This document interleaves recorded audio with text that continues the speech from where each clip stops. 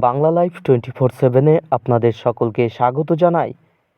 ক্লাবগুলো পাবে না টাকা, দুর্গাপুজোয় ৮৫,০০০ অনুদান নিয়ে সরকারের বিরুদ্ধে মামলা হাইকোর্টে। প্রতি বছর দুর্গাপুজোর আগে ক্লাবগুলিকে পুজোর জন্য বড় অনুদান ঘোষণা করেন মুখ্যমন্ত্রী মমতা বন্দ্যোপাধ্যায়। এবছরেও নেতাজির ইনডোর স্টেডিয়াম থেকে দুর্গাপুজোর অনুদান বৃদ্ধির ঘোষণা করেছেন মুখ্যমন্ত্রী। সম্প্রতি তিনি জানিয়েছেন, এবছরে পুজোতে অনুদানের পরিমাণ বাড়ানো হচ্ছে। টাকার পরিমাণ ৭০,০০০ থেকে বাড়িয়ে ৮৫,০০০ করা হয়েছে এবং এদিন এও বলা হয়েছিল যে ক্লাবগুলির জন্য বিদ্যুতের ছাড় বাড়িয়ে দেওয়া হয়েছে অনেকটাই। ৬৬% থেকে ৭৫% করে দেওয়া হয়েছে সেই ছাড় এবং বলা হয়েছে আগামী বছর সেই অনুদানের পরিমাণ ১ লক্ষ করা হবে। তবে এবার সেই দুর্গাপুজোর সরকারি অনুদানের প্রসঙ্গেই একটি জনস্বার্থ মামলা উঠল হাইকোর্টে। জানা গিয়েছে, এই জনস্বার্থ মামলার মামলাকারী হলেন সৌরভ দত্ত নামে এক জনৈক ব্যক্তি।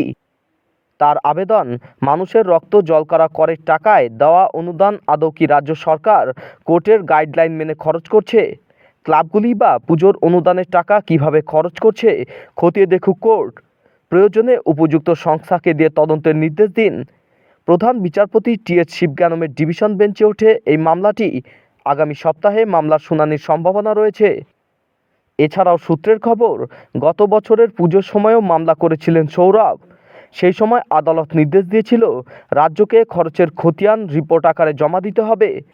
ক্যাগকে দিয়ে খরচের হিসেব করতেও নির্দেশ দিয়েছিল হাইকোর্ট।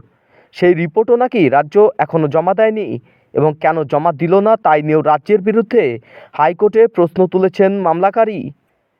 এদিকে পুজোতে ক্লাবগুলোকে অনুদান প্রসঙ্গে মুখ্যমন্ত্রী মমতা বন্দ্যোপাধ্যায় জানিয়েছেন, বাংলায় দুর্গোৎসব কেবল একটা পুজো নয়, ইউনেস্কো একে দ্য ওয়ার্ল্ড হেরিটেজের মর্যাদা দিয়েছে। তাই পুজোর সময় বাংলায় ছোট বড় মাঝারি শিল্প অন্তত ৪০-৫০ হাজার কোটি টাকার ব্যবসা করে এবং এই ঐতিহ্যকে টিকিয়ে রাখার দায় সরকারেরও রয়েছে। তাছাড়া পুজো কমিটিগুলো সারা বছর ধরে বিভিন্ন সামাজিক কাজ করে, তাদেরও উৎসাহ দিতে সরকারের এই উদ্যোগ।